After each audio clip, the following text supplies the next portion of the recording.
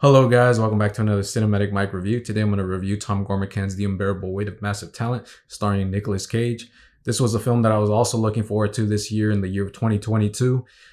So I did get to see the film. I saw another one recently last night, which I'm doing my reviews now because I didn't have time to do them. So I thought it was a good time to do it right now. So yeah, if you guys, I was excited for this film because it's a Nicolas Cage movie. I'm a fan of Nicolas Cage. I can't say I'm a die-hard fan of Nicolas Cage. I would want to, but it's just, I think I have to give that credit to the people that are actually supported him throughout the years and like VOD and all that. I wasn't that type of person that went there because I thought when people go there is bad. But he did a great interview recently with GQ that I talked about in the other video, my Nick Cage video that I did, and that interview actually felt like there's a thing that I feel like maybe I should give it a try to watch these actors that end up going straight to like DVD, video on demand and all that, because I mean, look, he actually made some good films on those, and which was surprising to me because usually I always think like, all right, when actors go there, it must be bad, or the movie's just bad. Usually they're kind of cliche and all, but there's some films that actually really did well, like his film Mandy. There's another one, I forgot what it was. There's like two or three of them that were from like being video on demand, and they ended up getting praised on like Rotten Tomatoes and all that. And it kind of reminds me of Chucky. I remember when Chucky was gonna go, it was one of those things that was, I think it was straight to DVD also, and like Chucky, the Cult of Chucky, and some other Chucky videos with like the original cast of the original franchise.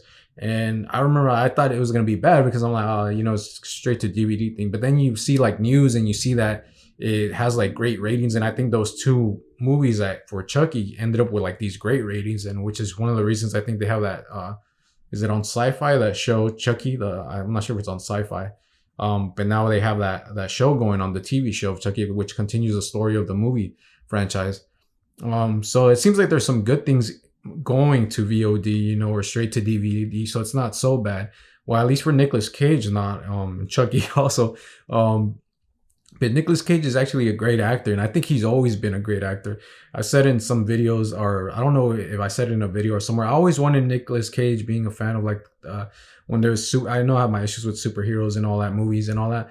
But when Ghost Rider came out, I kind of wanted him to be Johnny Blaze. I always liked him as Johnny Blaze. I thought he fit the part. I know he was in like two movies that weren't great, which kind of disappointed me because at that point I'm like, yeah, I'm pretty sure he's not gonna come back, or they're not even gonna get him back because they didn't do well in two of them already, So, and then one of my favorite Nicolas Cage movies is actually The Weatherman, Con Air is from like childhood, and I've seen Matchstick Man. I've seen some stuff. I haven't seen like his very like before my my time. I was asking a coworker the other day, and she knew the movie. She's older than me, so she knew the movies from like before my time, that I saw the ones that I know him from.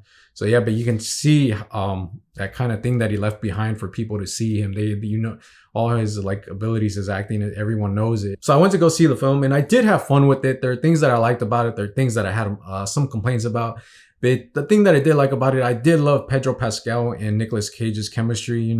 I love when I see movies and two actors. There's these moments where I see like I can't forget, it's in like, it's on the tip of my tongue, but there's always, I don't know who it was, but there's always like two actors that I see always like together in like a movie. They're not probably near each other, but they're always in the same movie like 4 or 5 times, and I'm like, man, I always love it when those two are together. And right here, actually, the chemistry between Nicolas Cage and Pedro Pascal is actually great. I had fun laughing. I mean, you're not only gonna laugh because of Nicolas Cage, you're gonna laugh because of Pedro Pascal also, which is wonderful. So I did like that part of the buddy type of thing, comedy and all that. And Pedro being like a big old fanatic of Nicolas Cage was amazing too, The other thing I loved about this is actually seeing Nicolas Cage on the big screen. When I was sitting down in the movie theater and I looked at the screen, and then right away it opens up with one of the movies that I actually enjoyed as a kid, and it opens up right there, and man, you just go back to that and you remember that time. I'm not sure if I saw that one in theaters or if I saw it when it was on TV. But you can tell the cinematic like look of it and everything, and his face on there, and you're like, oh my god, you remember those times, and he was once that movie star right there. And that's kind of what this is about him kind of trying to be that movie star that he was, or it's kind of going away. He's not that movie star anymore. It's something we've seen a little bit before also, but I just love that his face is on the screen again. And for me, it was exciting just because I'm like, damn, he deserves to be back. He has that face, just the way I talked about Michelle Yeoh recently.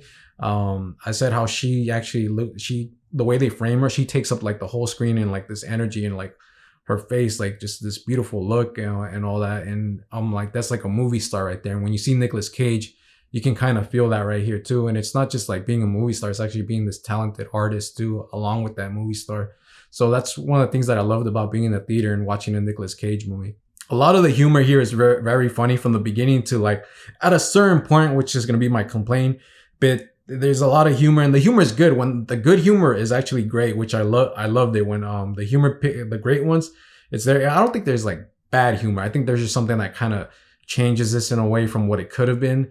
But the humor is great in here. There's a lot of funny things that you're gonna see. I think someone also compared this recently to I read somewhere, or a comment I read recently, where they compared this to kind of like the live action BoJack Horseman. So, and BoJack Horseman is one of my favorite TV shows. It's about like, this guy, also like a movie star that's kind of faded away and everything. The things I love about this film is that obviously it's a Nicolas Cage movie. The story was written for him. It's him starring as basically like kind of a fictional version of him. Nicolas Cage didn't want to say that this is actually me. So it kind of, just a different kind of world of the way, I guess, the way people we view him, which is interesting. I got to talk about that too at the end, or a little bit ahead. But yeah, so it's kind of like that. And so this writer, he did it as a fan of Nicolas Cage, being a fan of his. And, I think he kind of thought like, man, this guy deserves to be back in the movie theater, and he's not as bad as people make him out to be, And so that's one of the things that this film does that I love, is that it references his movies. Not a lot. Well, I guess, yeah, a lot, but not big time a lot. That was one of my complaints at first, but then I read an article somewhere where they said, it could have been way too much, where you're just like, okay, this is tiring, which at first was my complaint. But then when I saw that, I was like, oh, okay, yeah, then it's kind of true. That's just me kind of being like, fan service type of thing, So and then again, I think it's because some of the ones that they pick are not the ones that I know of either. I haven't seen, they did pick some of the ones that I know of, the big ones and all that, but some of them were from I think they did it for the ages of different generations and all that. Like I said, I know him from a certain time. Someone that I know knows him from the time before. And most recently, the people know him from the movies that are from video on demand. So I think they did well right there. So I kind of let it go right after when I read that, where it's like, what, it could have been way too much, and it's kind of killed the movie. So they probably do a fair amount of referencing his movie. They don't only reference his movie. They do little things like giving like little hints of things of the movie business. They talk about, I think, AFTRA. And then I like a part where he mentions some directors. He's like, oh yeah, it's a mix of this and that. And it's really fun. These little, like, I don't know what you call those things. I don't know if this is the same thing as little Easter eggs or anything. But it was really fun for people that actually love movies and know about this stuff. Oh yeah, they reference other classic movies, so it's pretty. And not even most recent movies that don't have to do with Nicolas Cage. But being a film fanatic, you've seen all these things, about this stuff. So it's kind of fun when you hear them talk about it. There's this thing in the film that I didn't quite understand, and I'm still trying to figure out. There's a version of, I thought this was just him when I saw the trailer. I thought this was him like makeup or something, doing something, or if they did de-age him. There's a scene where I guess he's like seeing a version of himself, like his past, for his movie star self, I guess. I guess kind of like Everything Everywhere All at Once, where they have like a world where they're celebrities. So the movie star Nick Cage is kind of telling him and like chewing him out. You're a freaking movie star, like you gotta go out there. Don't give up and anything. You can't do that. There's a beautiful thing with Pedro Pascal when he tells him something on the cliff or something. He's like, you would turn your back on the world and all that. You would turn your back if you quit acting. You're just going to turn your back on millions of people, which I feel is true because we've been missing him so much. I've been missing him to be on the big screen. I already said about my thing with the whole video on demand, but I've missed him there. And I felt like, oh man, I felt that when he says like, you're going to turn your whole back on a bunch of people and all that. And, but he's still there. So if you want to see more of his stuff, see on video on demand and all that, he's still there. It's not like he's entirely gone. But I do want him back in the actual movie theater, which is something that I really want, and which I'm glad, and I'm hoping this kind of gives him that opportunity to come back, people to see him and be like, hey, yeah, we remember Nick Cage. Let's go grab him again and let's put him in a movie. He's he's good. Like a way where it's like, let's not forget about him. You know, he's actually great. So yeah, there's that thing with this like illusion of this other guy. Oh, that's basically him too. And I did at first I saw it and I was like, okay, so this is kind of like weird. But then I was like, oh, this might play out and do something. They might be something interesting between these two. But I think this version of himself pops up like 4 times and then he's gone. And I didn't feel like anything like really kind of like uh concluded that little story of him and his other self.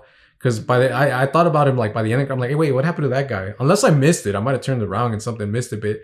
I was like, there's no like final thing with them to kind of finish off anything of their little story. He just pops up for like 3 or 4 times just to tell them things.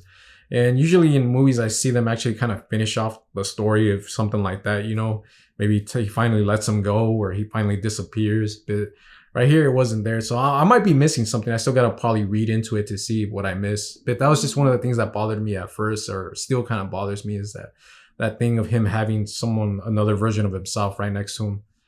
I love the humor, as I said. There's a lot of humor. There's some part in the trailer where you guys see where they're like jumping off a little rock, a cliff, a wall rock or whatever, and they're trying to play out the whole movie scene where that guy can't make it. He's like, I give me your hand. He's like, I can't, you go. And I love when Pedro falls and then the camera makes it look all dramatic and Pedro falls and he's barely like, not even, he barely like falls like a little bit, like an inch or two. That's it. But they made it play out like all dramatic. And I thought that was pretty cool. I thought they were going to play with the way movies do the dramatic scenes, the horror movies, all. I thought it was gonna go into some kind of different way, but towards the middle, it kind of goes away because it ends up getting to a part where I thought it was kind of like, I don't know, a little bit way too cliche or something.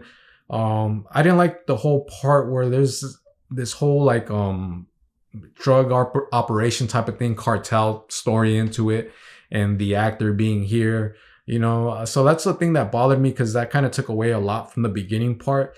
And so the middle to like the end kind of turns out being something else and kind of familiar too with like, look, when I saw this film, I thought it was going to be as epic as Tropic Thunder. That's one of the reasons I wanted to see it. I don't think I've seen a comedy as epic as like Tropic Thunder was. And I thought this was going to be another like epic. Right now, I can't say it's an epic comedy. It's a decent, good comedy, but it's not, I can't come out, me personally, I can't say it's an epic comedy. Not as the way I thought. And with the promotions and all that, you know, I put in my video a picture that I had standing in front of that big poster with Nicolas Cage right there and all this crazy stuff. And so it looked like it was going to be big and massive, like comedy hit. But I wasn't all the way satisfied with it because of that. I love Nicolas Cage. He's great in it. That's one of the reasons that I'm okay with this film, because Nick Cage, there's nothing bad about Nick Cage. It was just the way the story plays out. Like it gets killed from the middle towards the end, the second half, I guess. And it's kind of familiar to Tropic Thunder, which is cool because I wanted it to be as epic as that. But then it kind of seems like just kind of a little bit of a ripoff there with the whole, you know, in Tropic Thunder, it's also dealing with kind of like people with drug operations and all that, you know, towards the second half, and they're all running away from them. So I'm like, oh, we already seen this part like that. So I right away, I kind of noticed it when he comes out with the whole story of the cartel, and I'm like, oh, I kind of know this already. I kind of know where this is going. I was hoping that it would change in a way. I was really hoping that it would change or it would become even more funnier. But then it just stays like toned that way, and the first half was the much better part.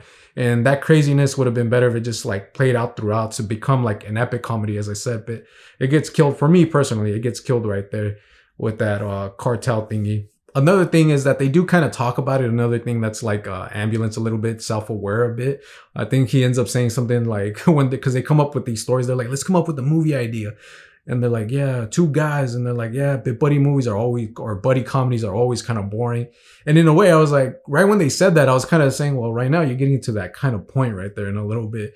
But then I'm like, oh, since they're kind of being self-aware, I'm like, maybe they're going to do something different. But then no, it just goes, and it's kind of like something where I'm like, yeah, I didn't dig this, which I feel bad because I really wanted this to work. I think it worked for other people. I see a lot of people actually enjoyed it a lot, which I'm glad they did, because I'm glad they're going to support a Nicolas Cage movie. And I'm hoping it helps him out to come back, because I want to see him in a lot more movies. I don't just want to see him like in comedies. I want to see him get opportunities for everything. But it's not that I don't want him at all in comedies. I would love him in comedies. I think he's great in comedies also. So, yeah, those are the things that bothered me and the things that I did like about it. Watching this movie, as I said before, you know, I read the book of, if you guys haven't read the book, I did a video. If you guys haven't read the book by Keith Phipps, Age of Cage, you guys should pick it up and read it. And right there, it also talks about like the dying movie star and all that. You know, it used to be about the movie stars, and now it's all you don't really get that thing where it's not like a movie star draw or anything. And seeing his face again brought that memory back. Just seeing Nicolas Cage, I'm like, yeah, we used to go to the movies because it was a Nicolas Cage movie. And the other one who's brought that memory, that familiar taste thingy to me was Michelle Yeoh and Everything Everywhere All at Once. So I feel like both of them are kind of bringing back that thing of like star power. And the reason we selected movies is because these aren't really like franchise IPs or anything. It's like their movie. It's like the Michelle Yeoh movie, the Nicolas Cage movie. And that's something that I love because I remember back then it used to be all because of that. You know, it wasn't because of the character that they were playing. Now mostly everyone go sees the movie because of the character of the movie. That's the only reason they go see it. They don't really go see it because of the actor. And seeing that this year with Michelle Yeoh and Nicolas Cage, I thought that was great.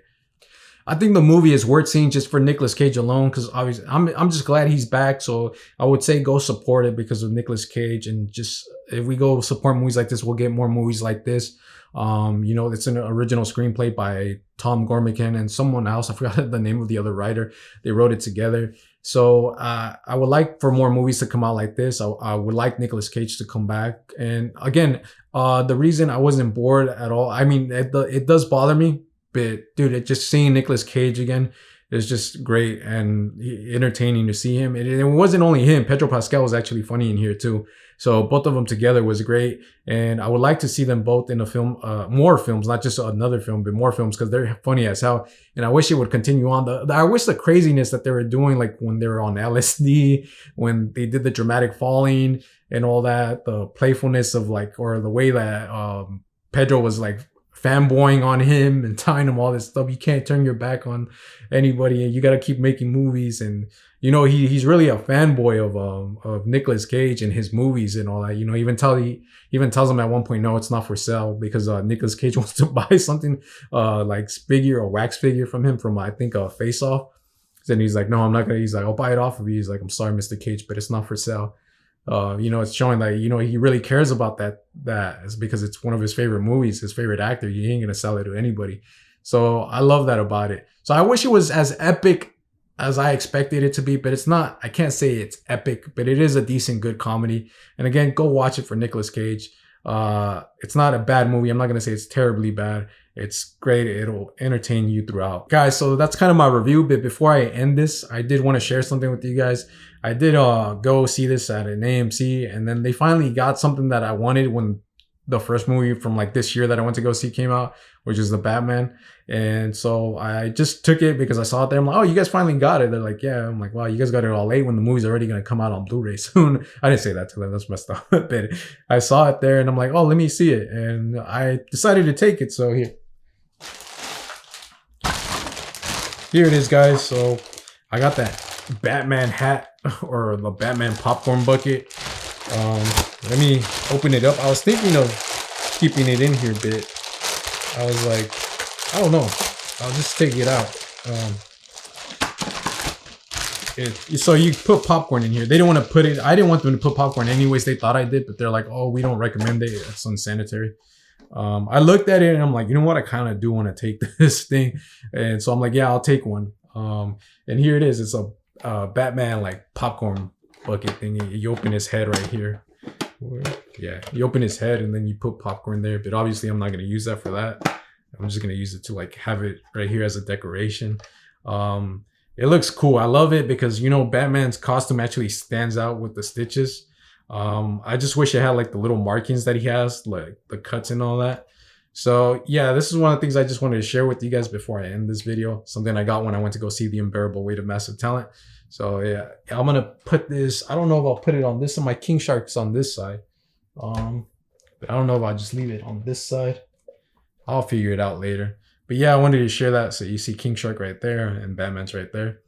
So yeah, guys, that's my review on Tom Gormican's The Unbearable Weight of Massive Talent. If you guys enjoyed my video, please hit that like button and subscribe. And as always, thank you for watching.